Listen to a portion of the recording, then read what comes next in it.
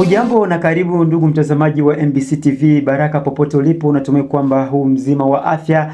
Muda kama na huu ni muda kufuata taarifa kuu ya habari katika lugha ya Kiswahili, habari ambapo iletona nami mtangazaji wako Patrick Simonuke nikisaidiwa naye niite Wilson Mwangama, niite Abbas Wizo.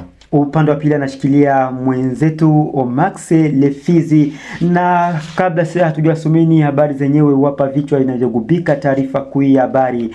Katika vichwa ambavyo vinavyogubika taarifa kuu ya habari ni kwamba milio ya risasi imesikika usiku wa tarehe 21 ndani ya mji wa Baraka na kuleta wasiwasi mwingi. Na huko Uvira ni kuwa kumeletwa jenerali mpya ambaye atakwenda kuchukua nafasi yake Jenerali Gasita, na hali inazidi kutulia katika mji wa Uvira. Habari kamili, tuanzie kwanza na habari za hapa mjini Baraka. Milio ya risasi imesikika wingi mida ya saa 3 na dakika 30 hadi saa 5 na dakika 15 siku ya tariki 21 mwezi huu wa 10 mwaka 2025.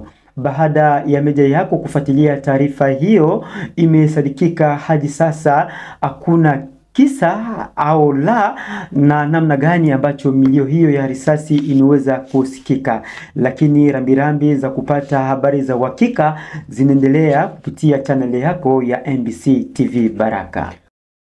Ndio ndugu mtazamaji wa MBC TV, tukijielekeza huko Uvira ambako kumeletwa jenerali mpya ambaye amekwenda kuichukua nafasi yake Jenerali Gasita baada ya kukataliwa na raia wa hapo Uvira, na hicho ndio kilikuwa chanzo cha kuletwa kwake jenerali huyo wa FARDC. Na hali inazidi kutulia katika mji wa Uvira, zile vuguvugu hazipo tena sana katika mji wa Uvira, huku raia wakifaidi amani ambayo inazidi kuletwa na jeshi kuu la Kongo na wazalendo ambao wako katika nafasi hizo.